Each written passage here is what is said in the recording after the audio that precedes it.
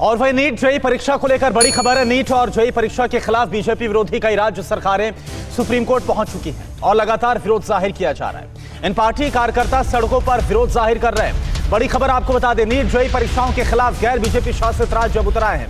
6 राज्यों की ओर से सुप्रीम कोर्ट में रिव्यू पिटीशन दाखिल की जा चुकी है। नीट जेईई परीक्षा के फैसले को सुप्रीम कोर्ट में चुनौती दी गई है। पश्चिम बंगाल, राजस्थान, पंजाब परीक्षा के खिलाफ है। झारखंड, छत्तीसगढ़, महाराष्ट्र की सरकारें भी नीट जेईई परीक्षा सितंबर के महीने में कराने के खिलाफ है। और इसके खिलाफ देखिए, इन पार्टियों की जो कार्यकर्ता उस सड़कों पर उतरे हुए।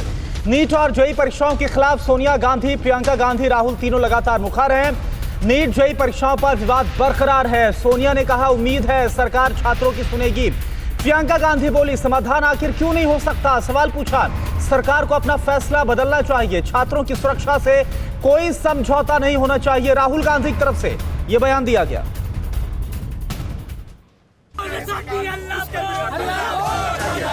लखनऊ, जयपुर, जो राष्ट्रीय स्तर पर परीक्षाएं होती है उन परीक्षाओं पटना, बंद करो। कोलकाता। एक तरफ छात्रों के स्वास्थ्य का सवाल है, दूसरी तरफ उनके भविष्य का प्रश्न। बीजेपी विरोधी पार्टियां इन दिनों जेईई और नीट के छात्रों की लड़ाई के नाम पर केंद्र और बीजेपी से भी हिसाब चुकता कर रही हैं। लखनऊ की सड़कों पर पहले समाजवादी उतरे तो फिर बारी आई आम आदमी पार्टी की। हाल ही में कांग्रेसी हाथ से फिसलते फिसलते रह गए। सचिन पायलट ने जयपुर में मोर्चा संभाला। चुनावी राज्य बिहार की राजधानी पटना में भी कांग्रेसी सड़कों पर उतरे और परीक्षाएं स्थगित करने की मांग की। परीक्षा के खिलाफ मुखर रही दीदी के समर्थकों ने कोलकाता की सड़कों पर केंद्र के फैसले का विरोध किया। बीजेपी विरोधी दलों की मुहिम की हवा निकालने की कोशिश यूपी के सीएम ने की। योगी आदित्यनाथ ने 9 अगस्त को हुई बीएड की परीक्षा का हवाला दिया। योगी का तर्क है कि उस परीक्षा में भी 5 लाख स्टूडेंट्स शामिल हुए, लेकिन कहीं से भी उसकी वजह से संक्रमण बढ़ने की बात सामने नहीं आई। जेईई और नीट की परीक्षाओं पर बीजेपी विरोधी पार्टियों को गोलबंद करने की कोशिश कर रही सोनिया गांधी ने छात्रों के नाम एक वीडियो मैसेज जारी किया है।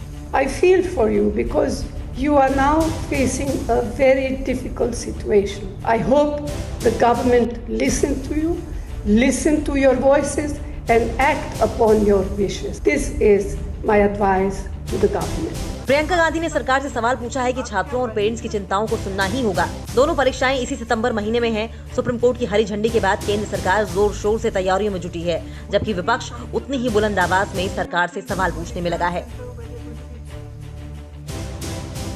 लव जिहाद को लेकर बड़ी खबर उत्तर प्रदेश से। योगी सरकार के लाख सख्ती के बावजूद उत्तर प्रदेश में धर्म परिवर्तन के मामले खत्म होने का नाम नहीं ले रहे। बड़ी खबर आपको बता दें, उत्तर प्रदेश में लव जिहाद के मामले काफी तेजी के साथ बढ़ रहे हैं। ताजा मामला मेरठ का है, जहां पर मेरठ में असम की युवती को पुलिस ने छुड़ाया। 17 दिनों की कैद के बाद इस युवती को मुक्त कराया गया। नशीली दवाइयां युवती को दी जाती थी और आरोपी रेप की वारदात को भी अंजाम दे रहा था।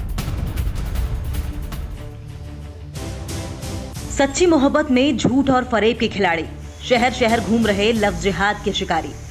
इसमें कितनी सच्चाई है, इसमें कितना दम, आपको अंदाजा हो जाएगा जब उत्तर प्रदेश के मेरठ की इस कहानी को जानेंगे। यहाँ भी एक लड़की है, एक लड़का है, दोस्ती है और मोहब्बत है, तो झूठ और फरेब के सहारे शिकारी अपने शिकार पर निकालता है।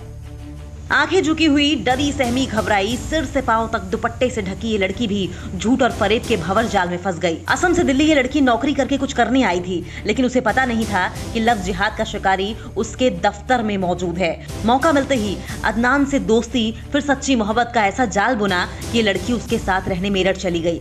2 दिन के भीतर ही उसकी असलियत खुल गई। फिर लड़की अदनान के घर में कैदी बन गई। 17 दिनों की कैद के बाद वो कैसे छूटी, खुद उसी की जुबानी सुनिए। मैं यहाँ में दिल्ली पर जॉब करने के लिए आई थी मेरी मौसी के साथ जी। तो फिर मैं यहाँ में आई थी एंड फॉर 2 मंथ्स में मेरा और अदनान के साथ में जॉब करते हैं। लव जिहाद के खातिर शातिर अपराधी की कैद में इस लड़की ने क्या कुछ नहीं झेला। नशीली दवाइयां देकर उसका रेप होता रहा। पुलिस ने आरोपी अदनान के घर से नशीली दवाइयों की कई गोलियां बरामद की। हैरत की बात यह है, आरोपी का परिवार भी उसके इस गंदे खेल में उसका साथ देता रहा। हम रहे नोएडा में फ्लैट पर, फिर वहाँ में 2 वीक्स के बाद उसने मुझे मेरे ऊपर हाथ उठाया and then the second time he even beat me with the belt and he even slap me. सूबे के मुखिया योगी आदित्यनाथ इन जिहादियों पर सख्ती के कितने भी दावे करें, लेकिन हालात ये है कि शिकारी अपने शिकार से बाज नहीं आ रहा। पुलिस के लिए भी ऐसे अपराध को रोकना एक चुनौती है। परवाह देश की, सोमवार से शुक्रवार रात 10 बजे TV9 भारतवर्ष पर।